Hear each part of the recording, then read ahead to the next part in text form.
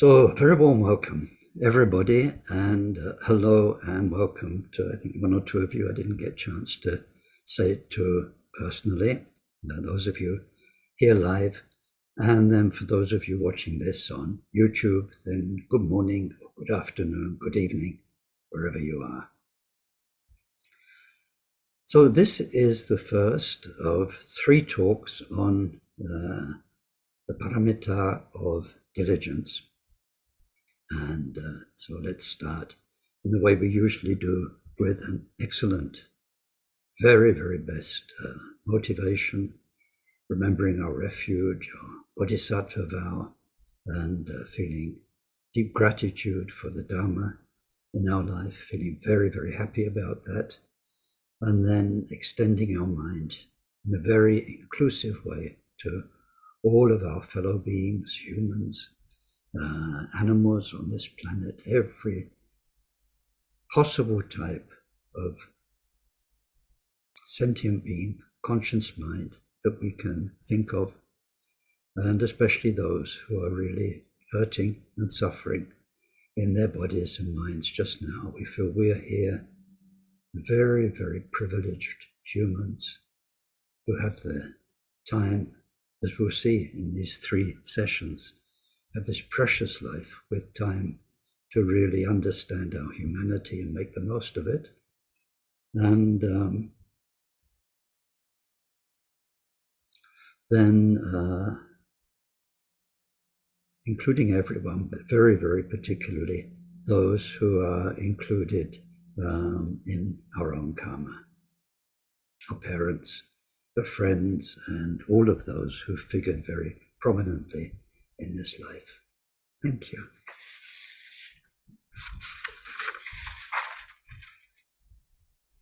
We take refuge in the Buddha, in the Dharma, and in the community of most noble minds. From this moment on, until we reach the very heart of enlightenment. Through the practice of generosity and all 6 transcendent virtues, may we reach total awakening and every enlightened quality, to be able to truly help sentient beings so lost in samsara. May each and every being be well, live long, be healthy, be well provided for, have good friends, find respect, and live in places of peace and plenty. Most of all, may they practice Dharma.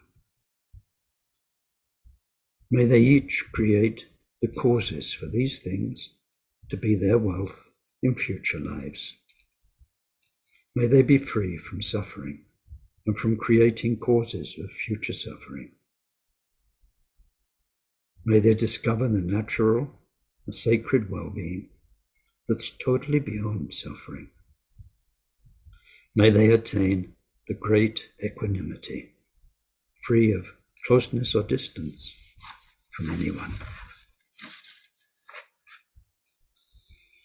Deyata shame shamavati shameta shatro Om kurimara jite karota Keyore tejo vati oloyane Vishudane male malapana ye kukure kaka grase Grasana omuke paramuke amuke Shamme dawane sawa graha bandhanane Negre dva sawa bhava pravadana Vimukta marabhasha savidva buddha mudra Anudgatita sava mare putsarita Parishuddhe biga shantu sava mara kamanya.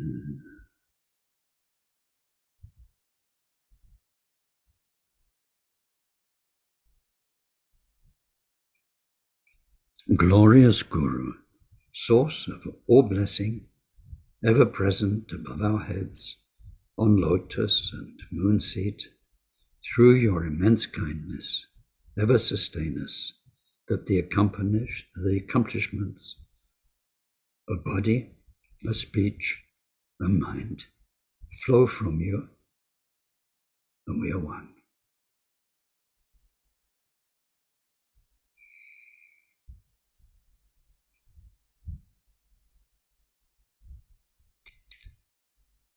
So somehow this year we are working our way through the Paramita, and as we saw last weekend in the overview of the Paramita, to put things in context as we usually do at the beginning of a teaching or beginning of a topic, we zoom out from the bigger picture. So we're Buddhists. Amongst all the Buddhists, we're on this Bodhisattva journey, Mahayana Buddhism, and most of us somehow connected with the Tibetan area of Mahayana Buddhism. So within that, we take refuge, and then based on that, we take the Bodhisattva commitment, which in time becomes a commitment to Bodhisattva practice. And although that practice involves so many things, it's summed up by these 6 paramita, or transcendent perfections. And as we saw last week, the key point is that these paramita actually lift our mind out of the very powerful, totally dominating habits of our mind stream, of our consciousness stream. So paramita means transcendent. Takes us beyond. In the 6 paramita, then the main doing is in the first 2. You can actually practice generosity. It's something you do one way or another. And you can practice right conduct, especially the ordained Sangha, people taking commitments, wearing the robes, living the life that is a life that's removed from worldly life, and so on. So the doing and the right conduct, the name itself is conduct, it's doing, how we're conducting our lives, and generosity is we're living our life in a way which is given to others in service more and more. The main doing is in those first 2 paramita.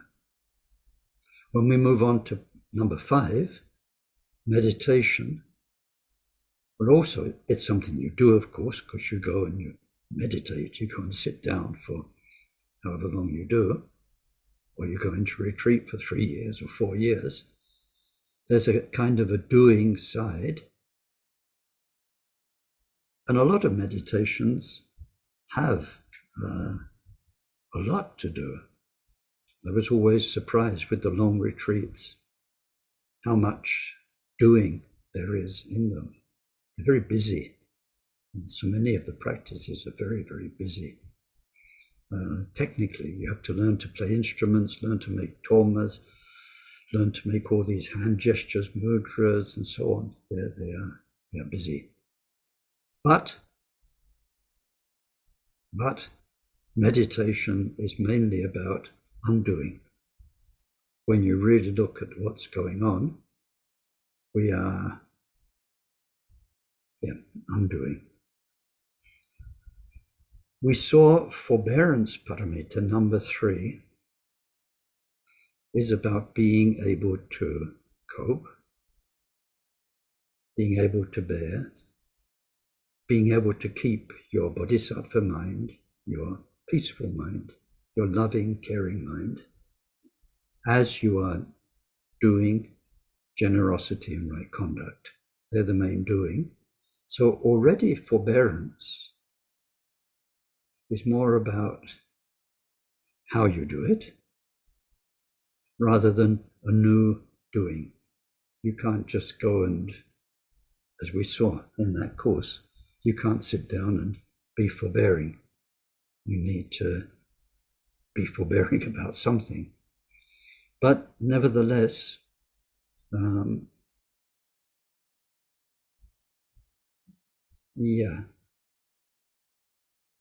It's a bit less subtle than what we're approaching now, which is diligence.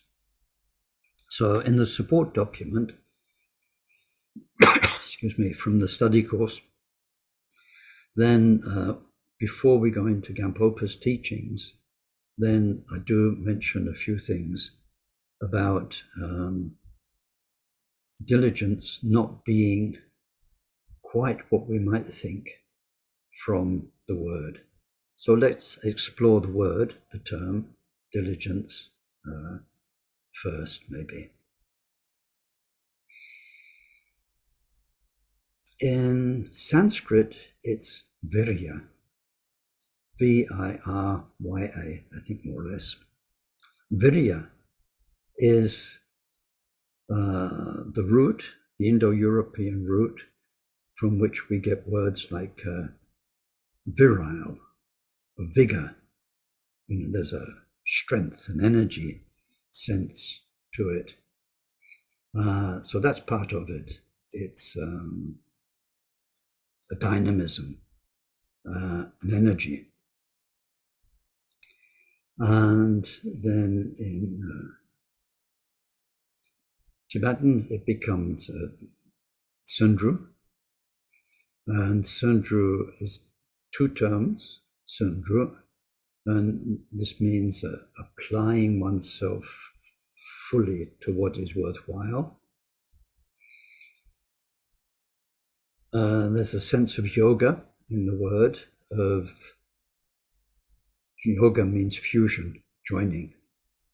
It's the word yoga in Sanskrit, from which we get the English word yoke. You know, that if you have two buffalo or two oxes pulling a cart, they have a yoke, a wooden yoke, joining them.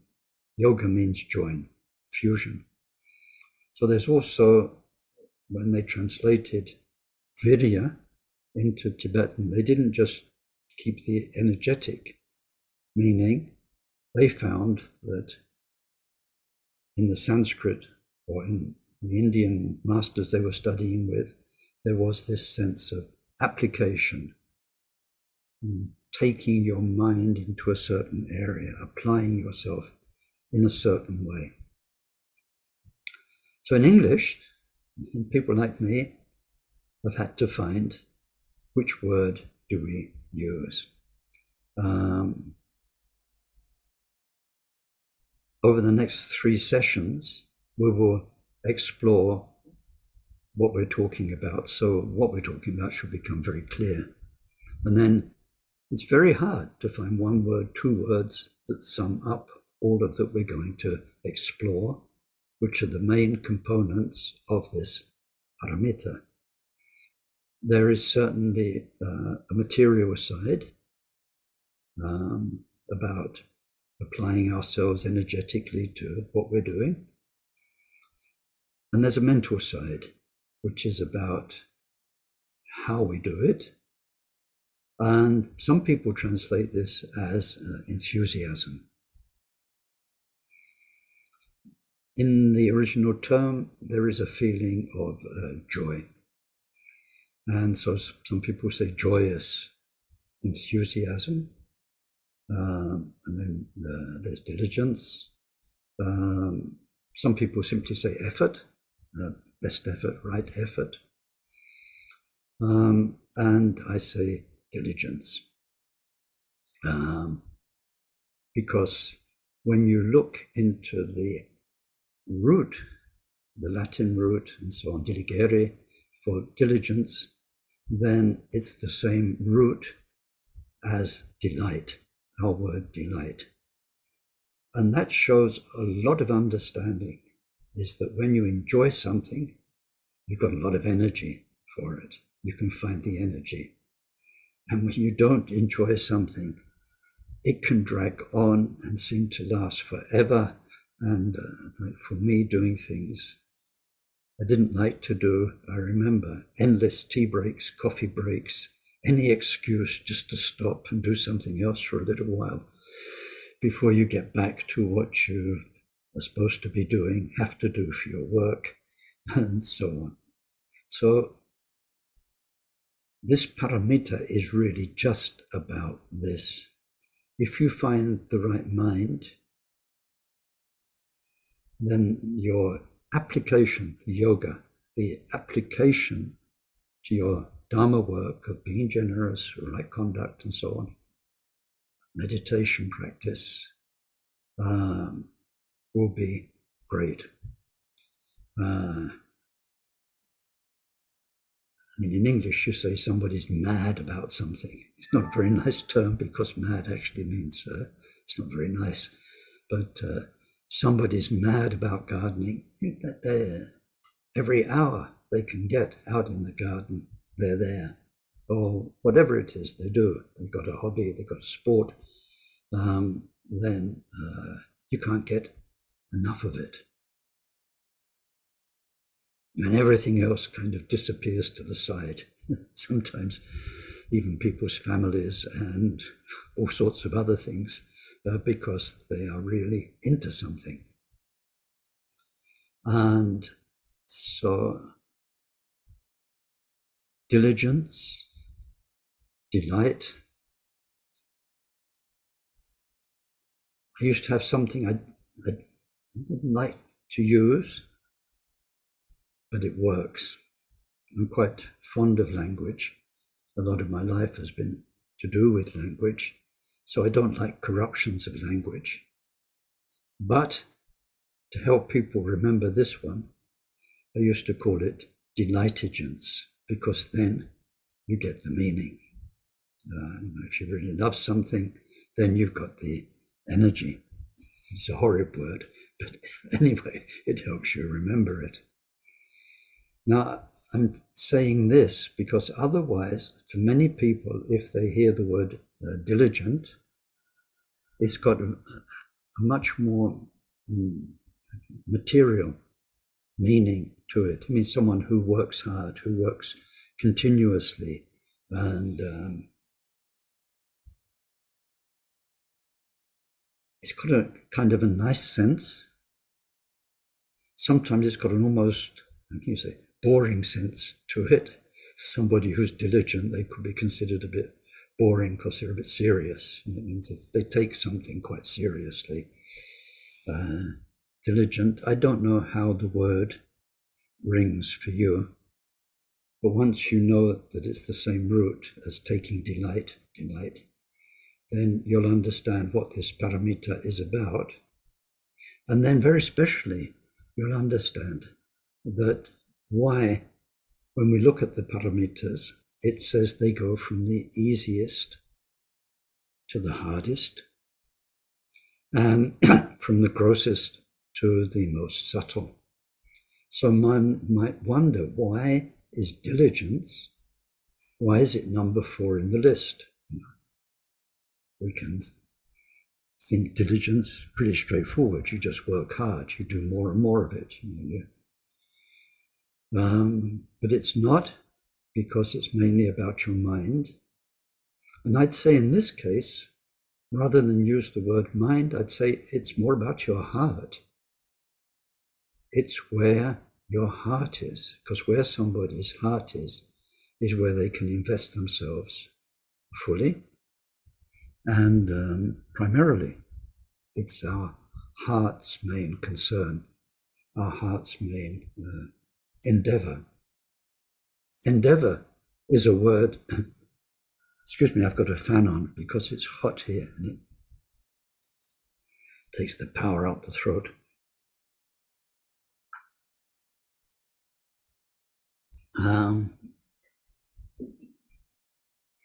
So, yeah, diligence, not so much as hard work. Yeah, joyful effort, Neil, that would do too. It's 2 words. And it's there. I don't like the enthusiasm that some people have, because although that's about a state of mind, it's just to do with words and their resonance. People who get enthusiastic about things, very often the enthusiasm wanes, it drops off. The ability to get or really excited about something or enthusiastic is the same sort of state of mind, which means you're going to get enthusiastic about something else, or the initial enthusiasm will wear off. Yeah, so that's a kind of a general introduction to the term. Also in the introduction in the module, I tried to highlight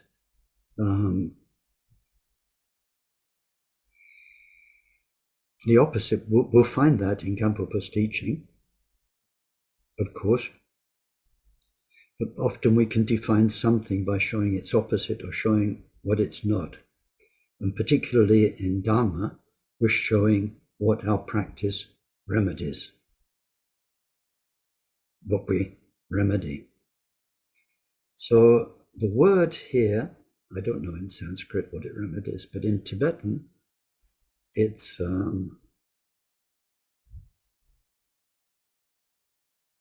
lelo. And that's usually translated as laziness. Laziness is one of the problems here, but laziness is quite an extreme thing. And I don't think most Buddhists I know are lazy people. They don't laze around, they don't waste, well, I mustn't say that, they're not lazy, right? I think the closest we can get in meaning, in Dharma meaning to this term, is time wasting. Diligence is the remedy to wasting time. And we're going to explore in this chapter, in this Paramita, how we waste time from a Buddhist point of view, a Dharma point of view. Now, you can't really understand wasting time in the Buddhist sense until you understand precious human existence. And it's one of the reasons why in Vajrayana training, reflection, deep, long-term reflection on precious human existence is very important. Today is not a teaching on that. I know many of you have done it. Many of you have done it quite extensively. So I hope I'm not meandering too much, because one topic's leading on to another, but they're all connected and they're all important for diligence. Precious human existence reflection is in itself a remedy for our conditioning up to now in this life. So I know those of you who've done precious human existence, you meditate on a series of 21 topics, or sometimes even more, 42. But in them isn't this psychological aspect of how we grow up. Oh, and it gets so complicated. You see, you had another life before this one. Most of you can't remember it. I can't remember mine. We had a whole life. And with everything that a human life has, probably it was human, maybe not, a whole life. Then we died. And then this big eraser comes. You know, like these movies they make of people who lose their memory. There's been a few good films in the last 20 years of that. And, but anyway, yeah, quite a few good films about that. We die, and then so much is erased, so that even if you're reborn, go through a bardo, even if you get all 7 weeks, and you're reborn human 9.5 months, almost a year later, when you pop out in the maternity ward, you don't remember a thing. brand new start. And who's going to brainwash you? Your parents, and then the culture of the country you're born into. You know, whether it's Scotland, France, Australia, Iran, Russia, you're going to get a whole mentality that just seeps in from every direction as you grow up. And you're going to learn. You're going to learn how to use these floppy things you've got called arms and legs. You're going to learn walk on the legs, and then put food in your mouth, and then learn ideas and language from an almost blank screen, blank sheet of paper to start with. And you're young, and life is so big ahead of you. So it's not surprising when you really think about that and watch children, watch babies, watch older children as they grow up. Why we feel eternal when we're not. Because it's been a long story. And we don't have Buddha's perspective or the Bodhisattva's perspective, where we see ourselves through these Dharma eyes of, that's Ken? Yeah, but in last life, he was Gerald in France, or whatever he was. And before that, he was a pigeon, and before that is that. Now, after all of those lives, and then all those hundreds of thousands, now he's Ken there and all this. What an amazing opportunity. But what's he dragging with him? What's he seeing it all through? This lifelong conditioning. All the limitations, coloring, you know, like these people who wear pink sunglasses and see everything pink or brown. What an amazing opportunity. So when we really think about precious human existence, and then that's one. Then the other one, Buddha nature teachings. This who we are now, who we grew up to be in this life, and who we really are, Buddha. This beautiful mind, this strong, peaceful, loving, caring mind, who we really are. And now in this life, we have the opportunity to recognize the wonder within our mind, the strength, the beauty, the goodness that's within all of us. So, lelo,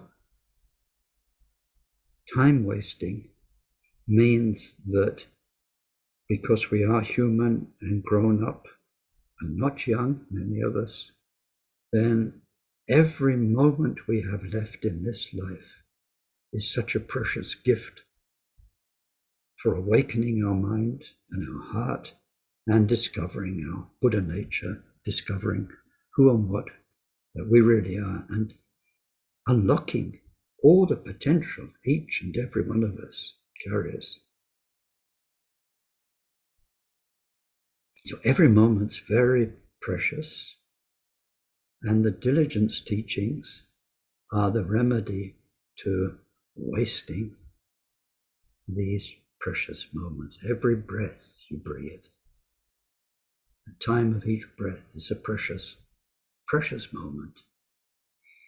So the diligence teachings, when we think of them from that kind of a perspective, then they go very deep indeed. Because it's getting our mind out of its conditioning in this life and seeing our life through bodhisattva eyes and seeing how the things of this life keep us half asleep, distract us, waste our time, waste our precious time. And so then diligence, to bring it back into focus, we can see that if our heart is a bodhisattva dharma heart in the right place, then we will never waste time. doing all the different things we can do.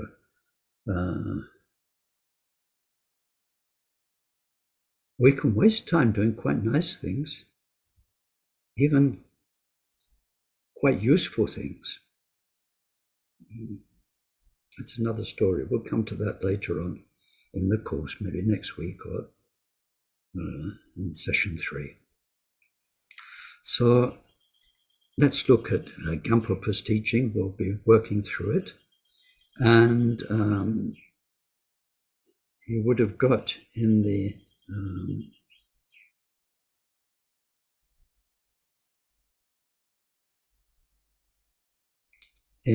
material I sent out, you would have got this diagram. Can you see? Can you put a hand up? Yep, good. So it's not too complicated, but there is a structure to this chapter. And so on the left of the diagram, it's just the title. It's the Diligence chapter. And it's in 7 parts.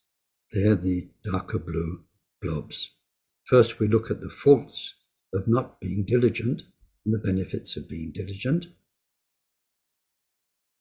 Secondly, we look at the definition. In Tibetan, they call that the essential character, but in English, it also means the definition,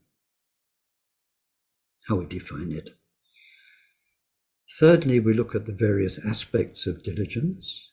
There you can see there are 3: armor-like diligence, applied diligence, diligence as insatiability. They're the aspects, and then in part 4, we go into the details of those aspects. So the second one, applied diligence, unpacks into 3 areas that you'll be familiar with through the Paramita of right conduct. There we saw right conduct has 3 areas: getting rid of the mind poisons, accomplishing virtue, and benefiting other beings. The second one of those, accomplishing virtue, again unpacks into 5 detailed areas. Points 5 and 6 are what we have in all 6 paramitas, the same: how to increase it through jhana, prajna, and dedication, how to make it pure through avoidance and compassion. Part 7, we come back to the benefits that we saw in part 1, but now because we've been through all the details of the teaching, then there's a kind of summary. But it's basically the same topic as in part 1.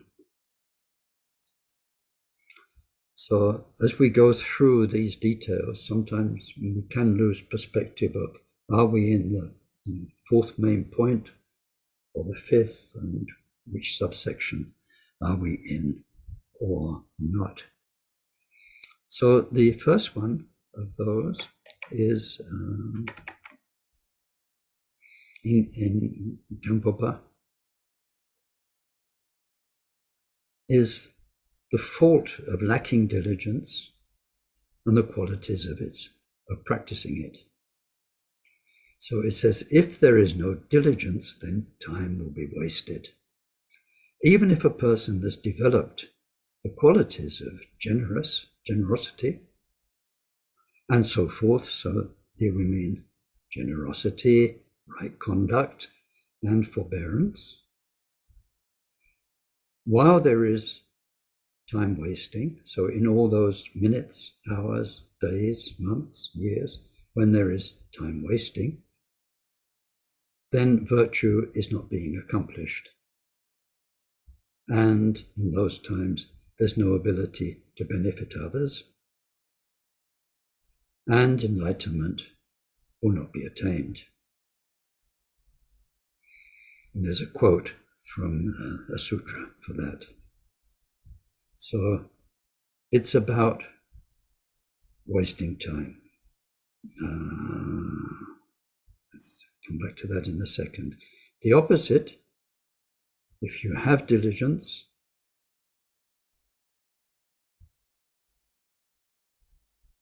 then it prevents all of the bright qualities. A literal translation is the white qualities, but then with as the years have gone by, white and black for good and bad cause a lot of trouble. So we need to say bright qualities. And I had a really good laugh when I went to the Congo teaching. And I was being very careful with my language, of course, because through all Dharma, there's this thing about white and black, black not good, white good. And of course, I had to change the language. And they said, Ken, don't bother. For us, dark, black, it's the night, it's scary. And they said, it's okay. It's okay with us, but it's not okay with a lot of white people. So, but anyway, it doesn't mean white and black literally. It means some things are bright, they're full of light, they're luminous. And other things are dark. When it's dark, then you can't see where you're going, you stumble, you fall over things. It's such a different world. That really struck me when I took refuge, whenever that was, I think 1972. Then Akon Rinpoche said, you have to do, if I give you refuge, you'll need to do a week's retreat to think about it. And at the time, there were very few buildings at Samiling, and there was one shed by the river where I did my week's retreat. And I remember at night time wanting to go out and walk by the river. It wasn't a good idea. The river bank was full of prickly bushes and slidey mud. So I'd only gone about 20 meters when I'd already fallen over a couple of times, torn my clothes, and then couldn't really see enough to get back. And I went out the next morning. And it's ridiculous because you see exactly where you went, where you could have done, and what took so much time and made so much trouble. Of course you can see where what you ought to have done. So night and dark. So in here it says that it prevents your bright qualities from becoming tainted. When we study Shantideva and the Bodhisattva path, the whole of Shantideva's wonderful teachings are summed up in three things that we use as a prayer. Bodhicitta, may it arise where it's not arisen. That's one. When it has arisen, may it not deteriorate. Two. And three, on the contrary, may it increase more and more. So our Dharma journey is a journey towards who we really are, a Buddha, and away from the ego delusions which have caused all of our suffering and samsara. As I've said too many times, so many times, ego is powerful, ego is clever, ego has had the better of us for thousands of lifetimes. Think about it. So tricky. Whatever you call it, ego, Mara, the power of the dark side, negativity, however you see it, we only got this far. It's wonderful you got this far, but you only got this far. Having had so many opportunities to go further. So what happens? As your Dharma gets stronger, the opposing force gets stronger, and it has all sorts of tricks to take you away from your bodhisattva path. Ways of tickling your ego, seducing your ego, making you angry about things. It has the control levers of all your mind poisons. Like in these old railway signal boxes where they have these big levers and you can change direction for the trains. Mara, ego, negativity, the afflictions are so good at that. Out there in the world, the general force of darkness has known how to mess up billions of people in the past. So clever. It's got a lot of experience. So when we set off on the Bodhisattva path, then the further we go, the better we go, the brighter we go, the more opposition we must expect. How will we combat this? Diligence. So diligence is also very much to do with mindfulness, so that we keep this eye on ourselves every day. Ken, what are you up to? Where are you going? What are you getting into? In a nice way, but a very lucid way. So the quality of diligence, it will prevent the bright qualities from becoming tainted. That's second part of the Bodhisattva teachings. And then third part, it will foster, it will help their increase. Through diligence, the bright qualities will not become tainted, and the Buddha's treasure of infinite, pristine awareness will be discovered. We will discover who we are through our heart set in diligence. The next one, one simple sentence. Furthermore, someone endowed with diligence will be able to get across the mountain that is the destructible complex. Now, I think it's the first time in these courses that we've come across the destructible complex. What is the destructible complex? And here we go into Abhidharma, very important. Abhidharma is the language, the vocabulary of all Dharma. And somewhere along the line, we need to do a course in Abhidharma because it's vital. So the destructible complex, well, basically it's you. You in the sense of you in this life. Complex because it is not one thing, it has 5 main areas, which we call the 5 aggregates or the 5 skandha. Skandha is Sanskrit, Pumpo, Tibetan, aggregate. Pumpo or skandha actually means a heap. So if you have like a heap of stones, big pile of stones, or even smaller stones, a heap of gravel. And this is what it means when we look at the 5. The first one is form. It's your body, it's your form, and all the forms you experience because of your body. You've got eyes that see forms, and ears that hear sounds, the forms of sounds, and we touch forms with our fingers and so on. So all the forms that make up our universe, so many of them, hundreds, thousands. So they're like the little stones that make a pile, and that whole pile of the forms we call our aggregate of form, first one. Then feelings. How do we feel about those forms? Bananas, yes. Broccoli, no. We like some, we don't like some. We have feelings that come up automatically towards the various moments of form that we experience. Form, feeling. Cognition is the way we've come to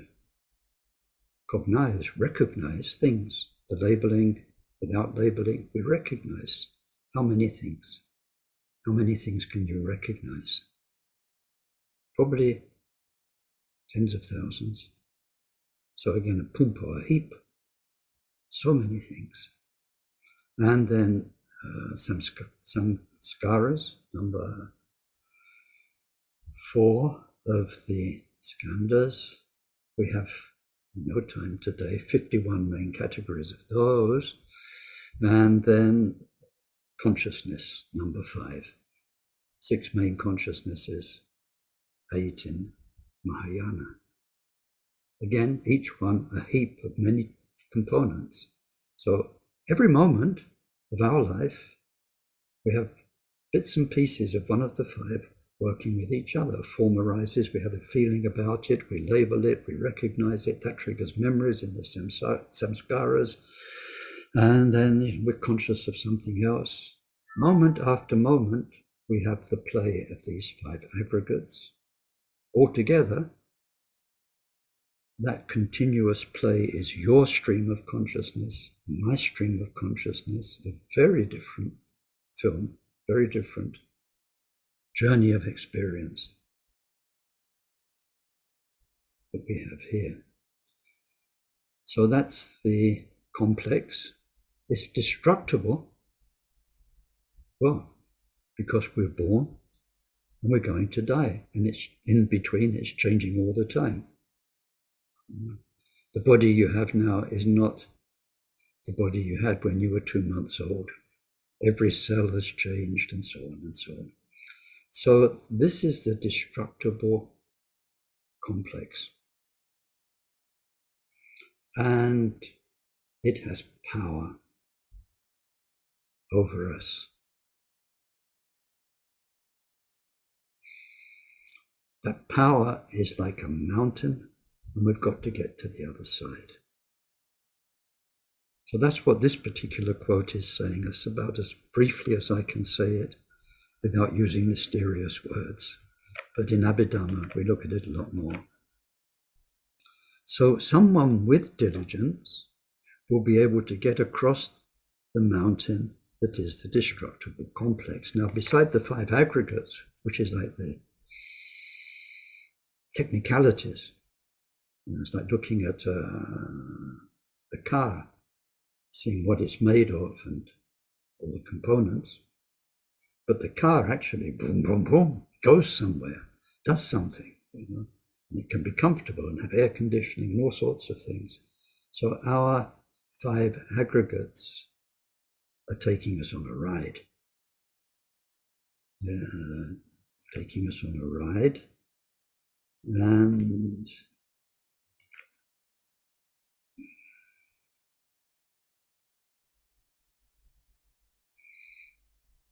the direction of that ride, if I'm not mixing too many metaphors and making it too complicated, is driven by karma. Your destructible complex, your body, your forms, your feelings, your recognizings, your consciousness play from this to that, seeing, hearing, smelling, tasting, touching, thinking, remembering, and so on. All of that is karma driven. Woo! This is the mountain. And we're going to go beyond it. Who went beyond it? The fastest and the best? Milarepa. One lifetime, bingo. And where he started was as, according to the story, an ordinary person, but not just an ordinary person who killed 35 people. The karma of killing 35 people. And from there, he went over the mountain of the destructible complex and achieved enlightenment, became who he really was. How? Through diligence. When we talk about Milarepa, how did he do it? It says, and fortunately it's not me who's saying it, but it's in his lineage, it says, he didn't belong to the bright category. It says people with minds coming to Dharma, they're either dull minds or bright minds. So in the teachings for teachers, it says, if somebody comes along with a dull mind, well, this is how you have to handle them, because it takes them a long time to get it. They can be very good people, but the pennies won't drop quickly. they are slow, and usually they're slow learners, but they're good learners because their progress is systematic. Elephant steps, boom, boom, boom, boom, slowly forward. And then the bright ones, they get it, but they're unreliable. They're too intelligent, they're too bright. What their intellect can understand, because they're sharp, they're really clever, they're bright. The rest of their being, what they're doing to themselves and other people, their moral behavior, diligence and everything, doesn't catch up because they're too clever. They think it's all about knowing, and it's not about knowledge. It's a journey of the whole destructible complex, everything. So Milarepa is said to have been of the dull category. In our lineage, we've got such wonderful, varied examples. Naropa, he was the brightest of the bright category. He was the brightest Dharma mind in India, more or less. He was the head of Nalanda, which was, people came from all over the world. They came from as far away as Russia to Nalanda in the BC, or not just BC, around year 0 to study. All over the known world, people came to Nalanda. He was the brightest mind. So we've got, how did Tilopa teach him? And then we've got Milarepa, a dull, good mind, good heart, carrying heavy karma. How did Mapa teach him? It's a wonderful set of examples. But Milarepa, it says he got enlightened in one lifetime through 2 qualities, faith and diligence. So for us, he is the exemplar of diligence. When we read his life story, of course, you see why. He never lost faith in his guru, even though his guru was telling him to do very painful and difficult things. His heart was in the right place, so that's part of his diligence. But then he put the effort into building all of those houses, and that was, if you know the story, that was Mapa's way of clearing up his karma of killing those 35 people. He made a house collapse on them. Physically, 35 people dying slowly under a collapsed house. It's a lot of pain. And so that's the main thing he needed to do. And he did it diligently. He gave his everything. So when we read his story, it's a very, very wonderful story. It would never work these days. They'd have put Mapa in prison a long time ago. It would have been a scandal in the daily newspaper. Fake Buddhist guru mistreats, exploits, abuses, innocent, dull-minded disciple. And he would never have, Milarepa would never have got enlightened and did all he did for us. Anyway, that's another story. So here we just, with this one quote, I'm going very slowly, excuse me. Through diligence, someone goes beyond the destructible complex. And of course, if you do that, and is liberated, and then we become Buddha. And then the sutra, taught at the request of Ocean of Intelligence, says, ultimate, totally pure, perfect enlightenment isn't difficult for those who practice diligence. Whoever has diligence has enlightenment. So that's very briefly sort of the drawbacks and the fault of diligence. But diligence isn't something we do, like practicing generosity, practicing right conduct. It's not what we do, it's the way we do it. And how we do it, And in particular, our mind, our heart. So now we've seen the first part. Second part, the essential character, is the definition. And it says it is to delight in virtue. That's it. Notice it doesn't say to work hard. It doesn't say be industrious, whatever. It says what it is to delight in virtue, delight in Dharma. It's about a state of mind.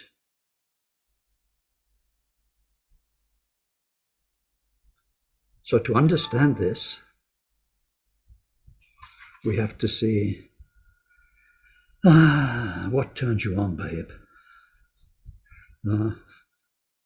What delights you? I look too much at Facebook because it's a very interesting bit of sociology amongst other things. And you see, sometimes people say, I gave myself a treat. It's like something that gives you the factor.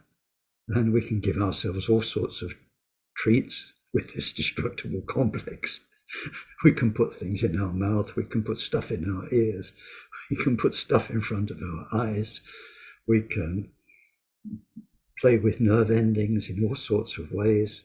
And so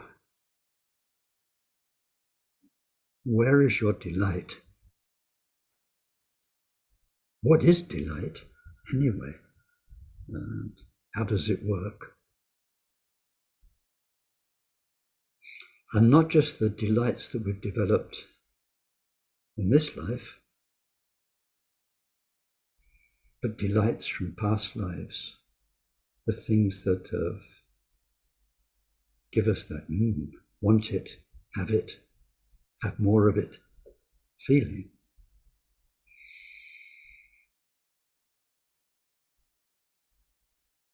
And then, how do you feel about Dharma? Do you delight in it? I think we respect it, understand the value of it, and then if we live in a Buddhist world and we see exemplars of Dharma, people whose lives are very inspiring, like Akron Rinpoche's life was for me, so many areas, achieving so much, helping so many people in all different ways. And so there's a lot of respect. But when you look at the Dharma you are doing, the meditation, practice sessions, if you're doing prostrations or whatever you're doing, is that your passion? Is that your delight? I think thinking around this carefully, giving it time, helps us understand why this is Paramita number 4. Number 3 was forbearance. It's about anger, really, getting upset, a troubled mind. So things upset us in this destructible, complex experience driven by karma, like it or not, from other people, from life circumstances. There's upset we must learn to deal with our mind. It's about our mind, and not let it be upset, be angry, because we can cause a lot of damage to ourselves, to others. But now we're going deeper. We're looking not so much at anger, but at desire, enjoyment, attachment, and this is a key point, where we invest our energy, virya.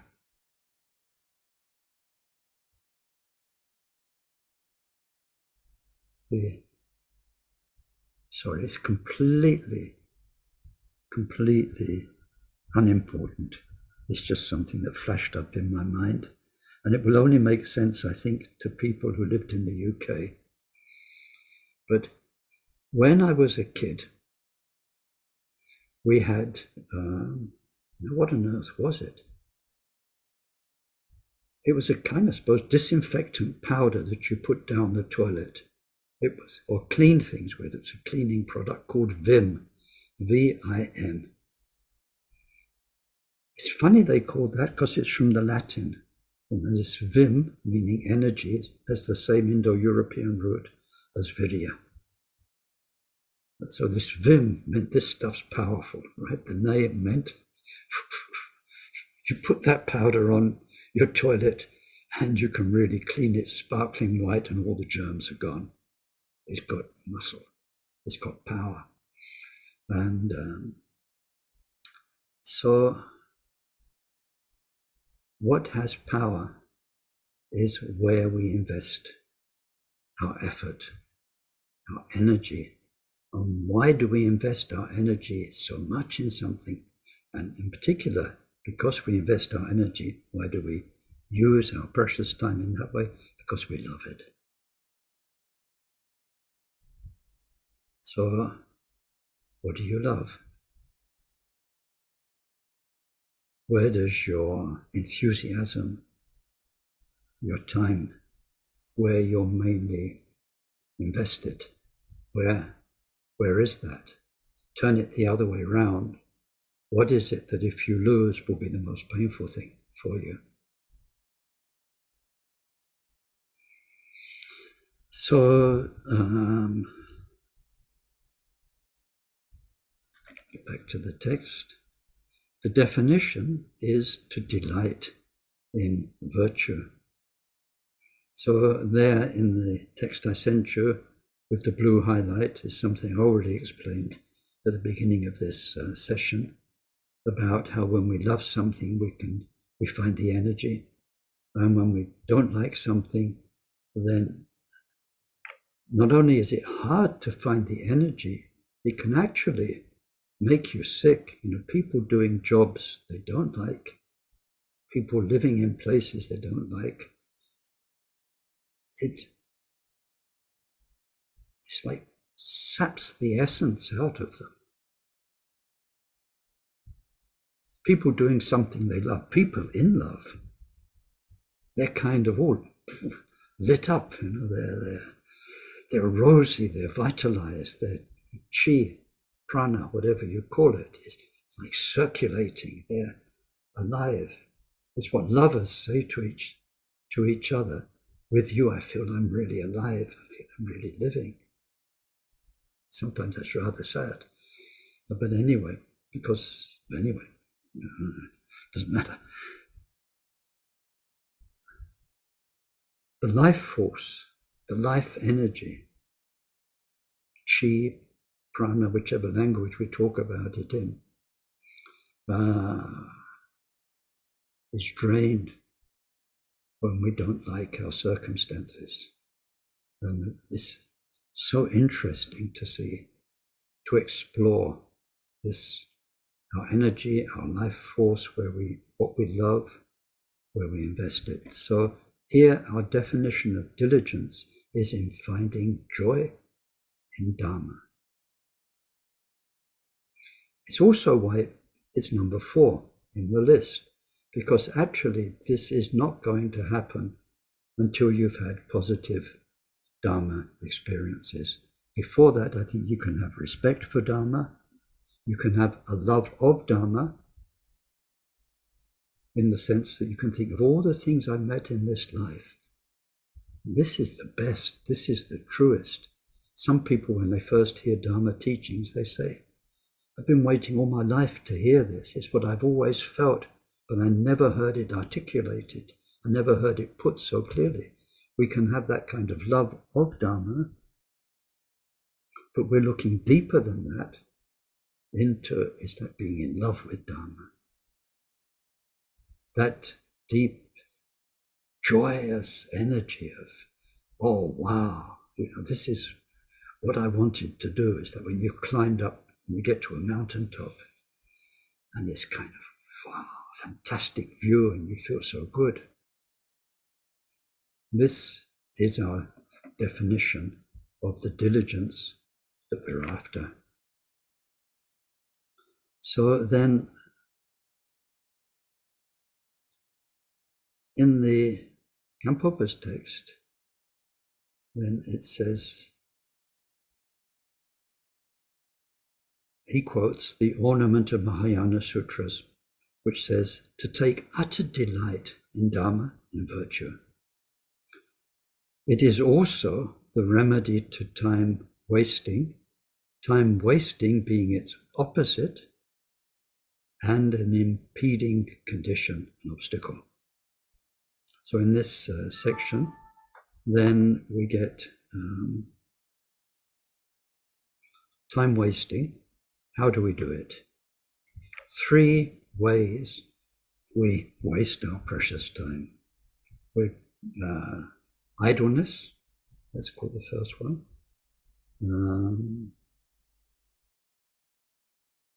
Rather than laziness. This one works quite nice in English if you've got a mechanical mind or an engineer's mind. Because if you have an engine can go like people do with motorbikes, you know, vroom, vroom, vroom, vroom, vroom, vroom. The energy can really go high, but an engine can also, they call it idle in English. The engine is idling when it's kind of on its lowest level without stalling. So your car, when you take it to be tuned, then it goes at something like 800 RPM, and then it's idling. So we're living, but we're idling. We're not second gear, third gear, fourth gear. These days, fifth gear, sixth gear. It was so funny. When I was a student, I bought a scooter. And, what the word scooter meant in the 1960s. And it was a funny scooter. Most scooters were Lambrettas or Vespas from Italy. This was a British-made BSA scooter. I'd known scooters from my school friends. They had 3 gears. I didn't know this one had 4 gears. It took me about 3 or 4 weeks to discover it. It was amazing. Because all the other scooters I'd ridden on, change gear, second gear, a bit more, third gear, and that's as much as you can get. So you turn the handle round to maximum, and that's as fast as you can go. And I discover you can kick your foot. It's a 4th gear. Anyway, idling, idleness. Now, there's another term we can bring in here about diligence, efficiency. Same root, effectiveness. How efficient is your life? How Dharma efficient is it? How Dharma effective is it? So idleness means when we are not really living to our full. And that can take all sorts of forms. There's the obvious idleness. And in one text, I forget which, it defines that almost geometrically. It says there's horizontal idleness, which means lounging in beds and sleeping, staying in bed far too much. There's 45-degree idleness, which is kind of lounging around on your sofa with your feet up watching TV, and you're not quite asleep in bed, but you're very relaxed and comfortable and just, what do people say, chilling out. And there's vertical laziness, where maybe you're leaning on a pub bar or something like that, where you are standing up, but you're idling, you're wasting your time from a Dharma point of view. So these are not bad things. You're not hurting anybody. You're not causing actual damage to yourself. They are not non-virtue. In terms of virtue, non-virtue, neutral, these are neutral things. Horizontal, 45 degrees, vertical, neutral things. But from a point of view of the paramitas and the bodhisattva path, you're wasting your time. Keep the neutral thing in mind. Now, the second type of way of wasting one's precious human existence is by underestimating ourselves and our potential. And the one word, which is actually almost a direct translation of the Tibetan, but it's not a word that people use very much, is pusillanimity. So pusillanimity means weak mind, feeble mind, weak mind, where you don't think you can do very much. Okay, Milarepa did that, and the Sangha did that, and Buddha did that, and Bodhisattvas do this, and Rinpoches do all these things. And then, oh yeah, Fred and Elizabeth, they went to a long retreat. But you kind of feel, me, I can only do little things, little bit. And if I did that, gosh, if I meditated an hour a day, gosh, can I? We've got an image of ourselves which is not very flattering.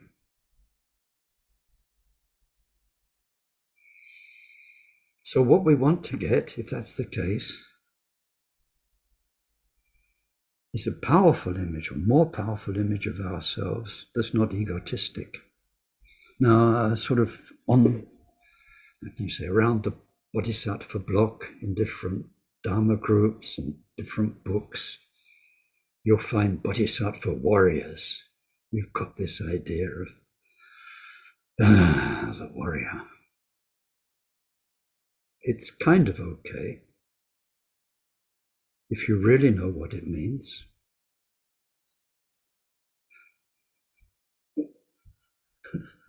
It doesn't mean you're a loud warrior going around with a t-shirt that says, I'm a Bodhisattva warrior, and so on and so on. If it boosts your ego, it's not Bodhisattva. It's not diligence. It's not paramita. If you're making your ego worse, it's not paramita. No way. Can never be. But courage, determination, these kind of words are very much to do with what diligence is about. And that we'll come to next week when we look at the 3 types of diligence. We're not there yet. We're looking at time wasting, which is the obstacle, the opposite of diligence. So weak-mindedness, small-mindedness, not seeing what a wonder you could be, should be, could be, you, me, but you and you and you and you. In this life, could surprise yourself and look back 10 years from now and think, gosh, 10 years ago, oh, I was such a timid little Dharma mouse. And now inside, you're a Dharma lion.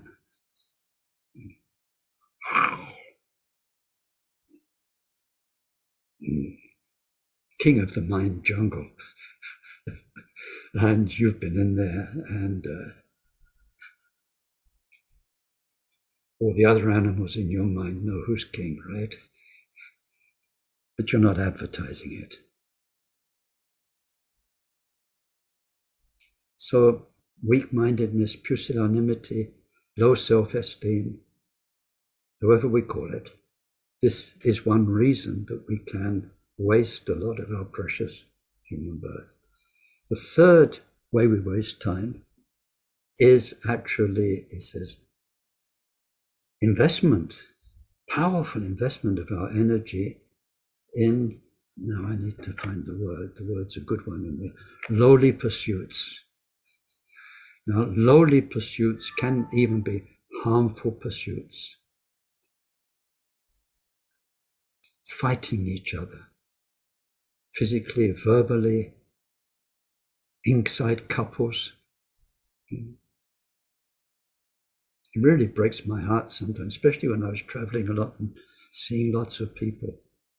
Couples who hate each other yet stay together, putting each other down and criticizing each other and detesting each other. And so much of their mind time and their lifetime is involved in that. But, where people invest themselves in competition, where you have to be better than somebody else, and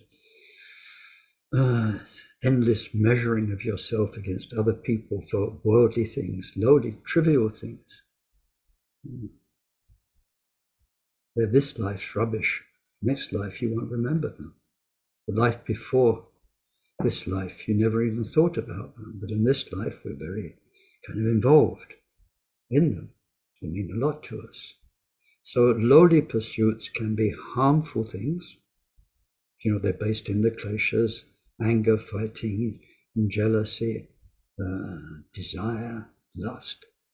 They can be harmful, or they can simply be lowly, in as much as they're not helping anybody else. They're not really helping you.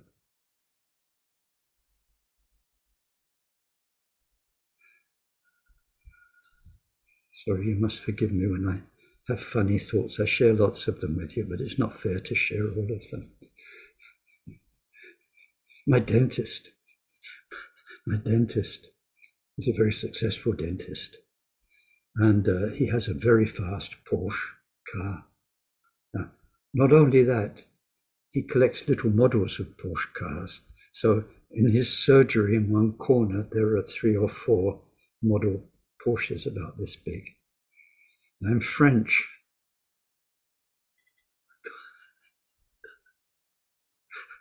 The word porcherie means pigsty. So, porcherie. So once when I went in there and sitting back in the chair and I saw those for the first time, I said, "Oh, that's a nice porcherie you've got up there." And he was really offended because they're his little cars, his little model cars. Doesn't really benefit him, doesn't benefit anybody else. This is fantasy world. But anyway, lowly pursuits, harmful pursuits, sometimes we can be really using a lot of time and energy, and it's where our thoughts go, it's where our mind goes so much of the time. And so we waste. So to sum up, because we need to finish there today, we've looked at the benefits of being diligent and the drawbacks of not being diligent. And we've looked at the definition, which was twofold. It is joy in Dharma, but joy in Dharma which will counteract the obstacle to our Dharma, which is wasting our very precious, very limited time. Thank you very much. So we'll do the dedication.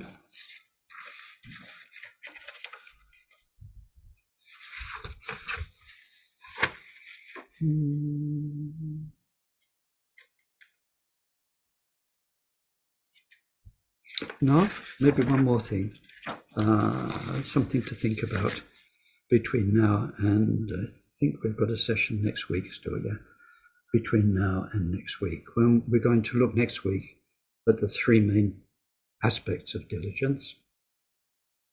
And the first one will be the armor-like diligence. It's called like armor that you'd wear to go into a battlefield. So imagine you are a warrior. And so you're going into battle. Of course, you're going to fight, but your armor is your protection. It's really important.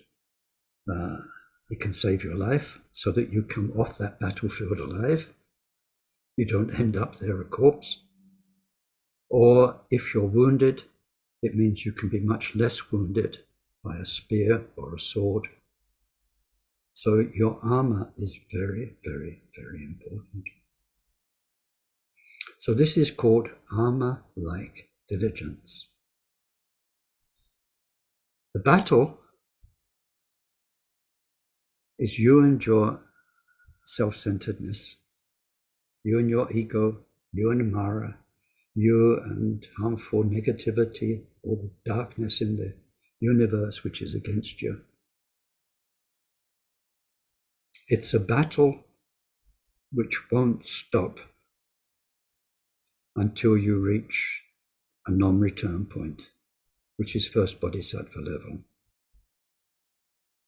Guaranteed non-return point. So we're going to go into a battlefield for a long time, and we're not going to take that armor off. No matter what happens, fight after fight, enemy after enemy, difficult circumstances. You see your best friends, your comrades fall on the battlefield. All sorts of things happen, but you're going to carry on fighting and wearing the armor. So that's the analogy. In terms of diligence, our armor-like diligence is a commitment, and it's an attitude. It's from now on, I'm a bodhisattva, and I will act like a bodhisattva from now until I reach liberation, which means first bodhisattva level. I'm never going to leave this bodhisattva mind, no matter what people do to me, no matter how difficult it is, no matter how much the destructible complex throws up difficulties, attractions, detours of all sorts, from now on, because I belong to everybody, and everybody's well-being depends on me. That's the main focus, enlightenment for the sake of everyone. So if one keeps that costume on all the time, then you'll be okay, you'll be safe in this long journey of discovering your mind, discovering your conscious, subconscious, everything that is you, your history, working with it to liberate it. If you keep the bodhisattva mind in commitment, you will be fine. So I'd like you simply to think about that between now and next week, so that next week when I talk about it, you've been thinking about it, and it will be more interesting for all of us.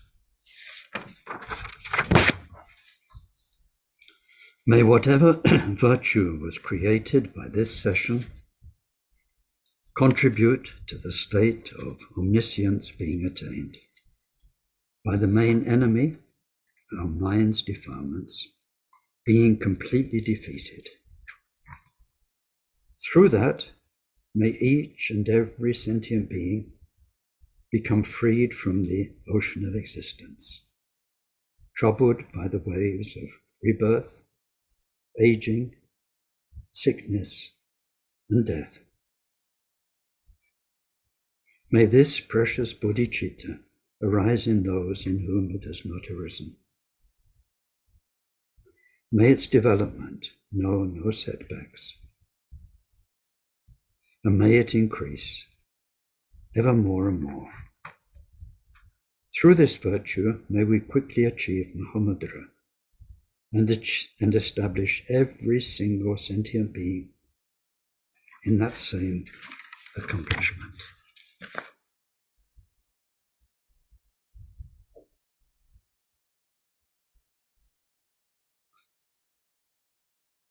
Thank you. Now, before we go to the discussion time, then I'd like to do what I did 4 months ago. 4 months ago, I appealed to you, if you can, to help one of our Dharma sisters, someone who's been part of our Sangha, and who at the moment is having a very difficult time, and how can you say, busily keeping her from homelessness. Someone who lives in southern Africa.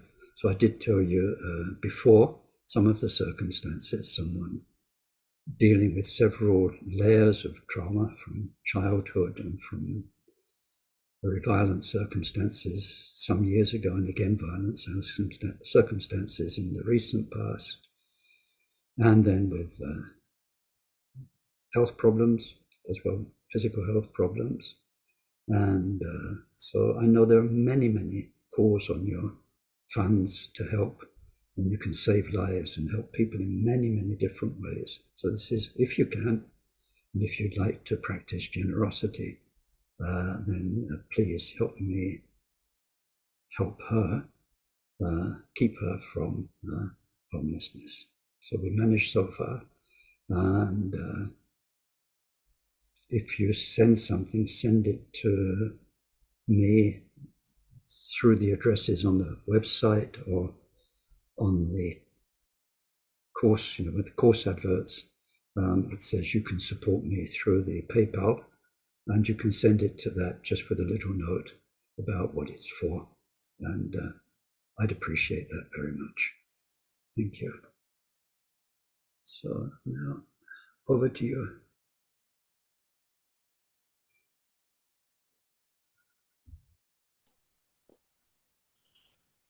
Hi, Ken. Is thinking or wondering about how one's present circumstances might be the result or might not be the result of one's previous karma, is this a form of time wasting? It depends how you do it. I think those are things we do need to think about, but our thinking time is precious too. So I think there'll be a sort of a useful quantity of thinking. But I think thinking on that too much, then it's the efficiency, the effectiveness isn't there, which is really what we're looking at. So using our mind to know what we need to know. But past karma, usually what we mean by karma is past lives.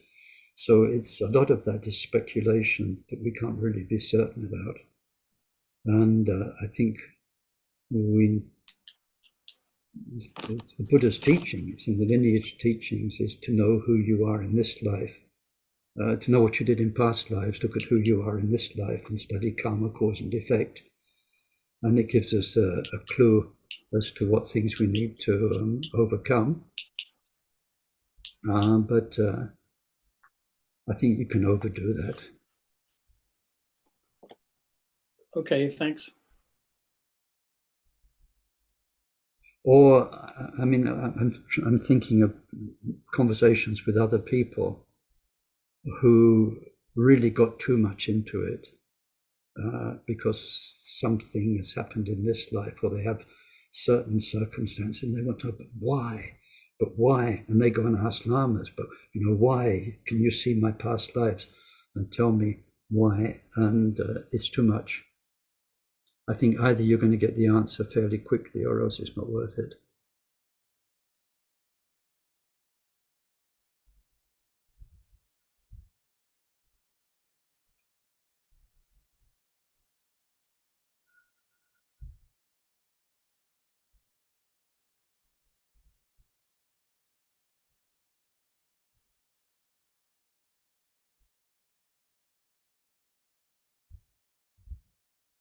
think I just wanted to make an observation, Ken, not really a question, but I was just sitting here. I'm just seeing once again the merit of lots of study of the four thoughts. See it all coming through again, all connecting up. And I can think about when I have been, I'm not particularly diligent now, but I think I was less diligent in the past. And I can see a correlation between my understanding of the four thoughts and, Absolutely. Those four ways of changing the mind, it's often where we start. But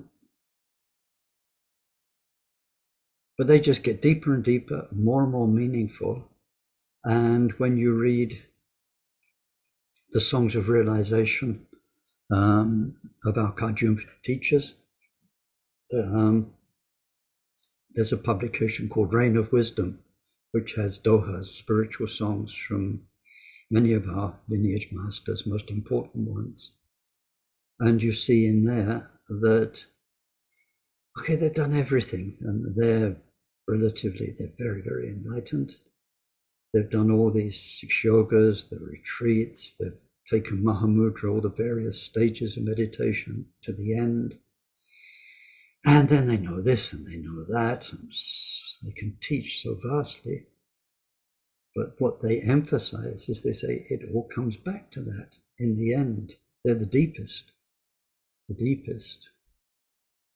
Along with refuge, Rinpoche used to say that a lot. He'd say, you won't really understand refuge 100% until you're Buddha. All the time, we're discovering what Buddha and Dharma and Sangha mean. And in the Sangha's teaching on Buddha nature, some of the very earliest chapters, they say that we take refuge in the Dharma, but then he says, what really is the Dharma? He says the Dharma is disposable in the sense of, okay, what we need to know today, what we need to practice today, has got an almost Kleenex quality, because you're going to throw that away and practice something else tomorrow, and your understanding will be a new understanding. And then from there, you'll go to another one. And so, and then what's good Dharma practice for this person, absolutely not for that person. And the other way around. So Dharma, all of it, the instructions and the practices and the ideas are throwaway. They're disposable. We take refuge in them temporarily until we don't need them anymore. But in the Sangha, it's the same. So it says the only real refuge is Buddha. And then you'll only really know what Buddha is when you are Buddha. Because otherwise Buddha is something you're thinking about, believing in. It's other in unveiling bit by bit in your own consciousness, mind stream, and then more and more. But you'd only really understood refuge when you are Buddha. And so these four ways of changing the mind, they are the most valuable, beautiful, meaningful of teachings. And because we start with them, and they are called, especially if you're on the Mahamudra path, they're the 4 common foundations, and then we've got 4 special foundations after that, and 4 extra special foundations after that. It's kind of, well, got to get these ones done so I can go on to the next one. And we honor them, we do the contemplations, but I think it's only through our mind growing, our heart opening through practice, that we come back to them and see there's so much more.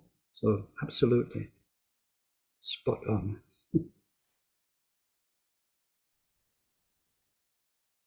And for those of you, if anyone doesn't know what the 4 are, the first one is contemplating in depth and in detail precious human existence. Then the next one's impermanence and death. And then the next one is karma, cause and effect, and the last one, suffering, sufferings of samsara.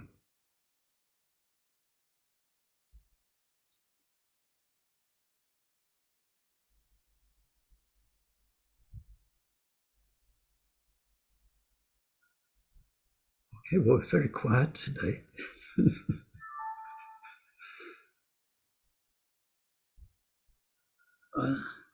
Ben, can I say something? Oh, Carol, yeah, of course, yeah.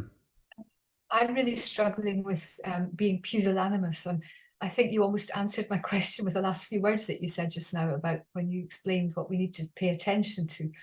And I just wondered if you can say something about how we can work with that, please. Well, it's about seeing ourselves, how we see ourselves.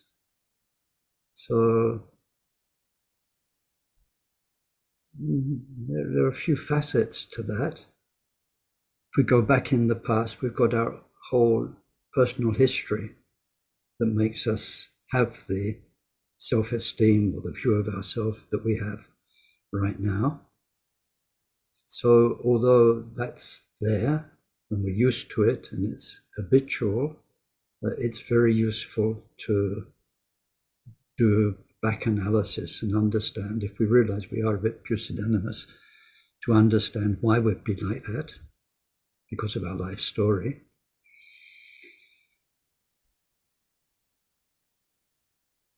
We're told that we really are Buddha, and wonderful teachers like Taisuttupa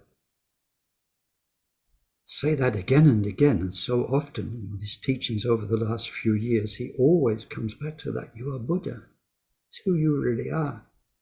And so that needs to sink in, because it sounds like a nice idea, but it doesn't really sound like something we believe. If each one of us, do you really and truly believe you are Buddha? No, you really and truly believe you're Carol or Ken or whoever you are. And but we believe it in theory, but we don't really believe it in our heart. So there's that to work with. But then there's a nice bridge, which is to enjoy thinking of the bodhisattva you are going to become. Like 5 lives from now, 10 lives, whenever. Helping so many people, really appreciating the journey you've gone through in the last 5 lives, 10 lives. And, like really good lamas, really good spiritual teachers, such a light in the world. And to really see yourself like that. And then go a little bit further. And then next Buddha coming along is Maitreya. So I very much encourage people to see themselves with Maitreya in the future. We are now preparing ourselves to be there when the next Buddha comes. I'm going to be there. I'm not going to miss that for anything. It will be, it's like they have big firework displays 15th of August here. Tens of thousands of pounds go up in smoke, but it's quite spectacular. But, they don't do that every day. 14th of July, 15th of August, Christmas, that's it. So the next big cosmic display in our area is Buddha Maitreya coming. Don't miss it for the world. We're going to be there. We're going to be. What we're doing now will take us there. And I hope when we're there, we can look back and maybe we'll have a tiny little memory of Ken's Zooms and all the other things you did that set the ball rolling. But really look forward to that. The you of the closer future in terms of lifetimes, the you with Maitreya, the you when you realize your Buddhahood. At one point in that journey, in the Bodhisattva Path teachings, it says when we reach a point of stability, then a Buddha will give us a prediction and that you'll never forget afterwards. That in the future, you will be Buddha so and so in this world, and your teaching will last so long, and so on and so forth. So lots of things to look forward to, and that helps a lot as well. Ken. Hi, Charlie. Yeah. I think you were saying through the talk there that or you could look back 10 years and maybe see how far you've came, you know, diligence-wise. Unfortunately, I look back 10 years and see how much my diligence has weakened, if you like. From, I think I've had 3 strokes from the time of my first stroke up to my first stroke 10 years ago. This is the anniversary of my first stroke. All right. I was extremely involved and diligent in the Dharma, you know. But it seems from then that it's just the diligence has just waned and waned, you know. And even till today, I'm just hanging on, and through the grace of being able to be here each Saturday, even though I find it difficult even to allow anything to go in because of cognitive issues too. So, but tell me, Charlie, does your heart feel less committed to Dharma now than it did 10 years ago? No. Well then, you're all right.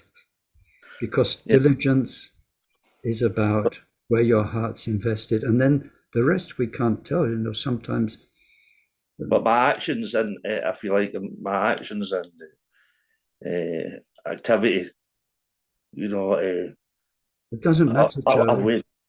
It doesn't matter. It really doesn't matter. Diligence is about where your heart is, which means that, okay, you can only do so much in this life, but what you have done to your stream of consciousness means in your next life and the lives after that, your love of Dharma is going to make a very wonderful journey. That's the real diligence. Applied diligence depends on our circumstances. Some people have worldly responsibilities, family, job. Some people have physical disabilities that limit what we call applied diligence. But that's not what we're talking about in diligence. And you know, the application, people can do a lot of Dharma stuff. They look wonderful from the outside, but whether or not they're diligent is about where their heart is. And I'm sure, because I know you a bit, your heart's in the right place. And that's what we mean by diligence, Charlie. And the rest, we have to accept. We have to accept that's birth, aging. I think that's it. It's like my worldly, I feel like, circumstances in the past 10 years have been extremely difficult. Yeah. And, you know, in order to cope with that, if you like, you know, I feel as though, like, I do all these things that you mentioned, you know, I sleep a lot, this and that, but it's not, you know, but it's. Yeah, but despite all of that, your heart's in the right place. That's a wonderful achievement, Charlie. I still managed to sit every morning with Donald and see yourself every Saturday. Yeah. You know. Yeah, and your heart's in the right place. That's diligence. That's it. And the rest. It keeps me connected, you know. Yeah. Yeah. But I'm not trying to get too personal and self-pity, but it just seems on a personal level, you know, that I'm kind of feeling. No, please don't. I am feeling health-wise, but you know, but as though I'm kind of feeling diligently, you know, indulgence, you know. Well, I mean, we're all going to die, including you. Oh, for sure. I know that much. But that good heart, once it's out of this limited body, is going to be like a bird out of an egg.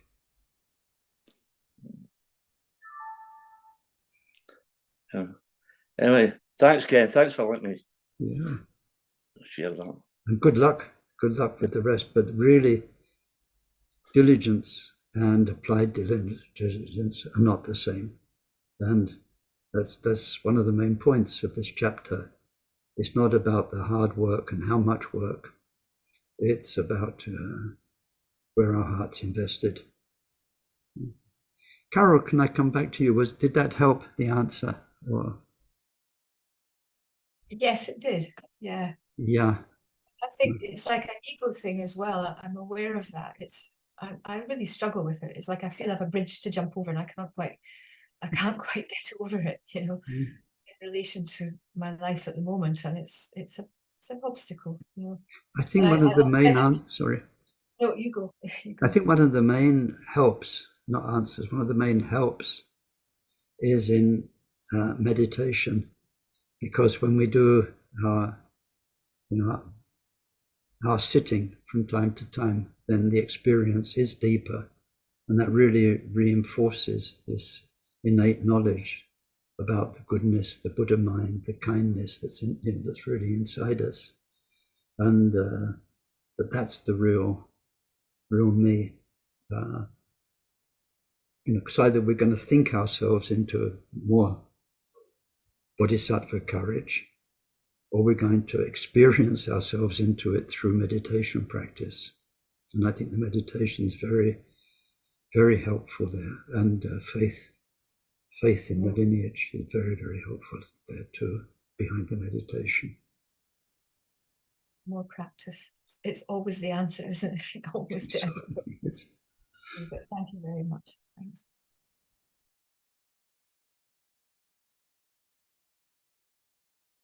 Okay, well, we did the dedication, so have a good week, everybody, and see you soon. And hello and goodbye to those I didn't say hello and goodbye to at the beginning. Good to see you. Thanks, Ken. Bye-bye now. Bye-bye.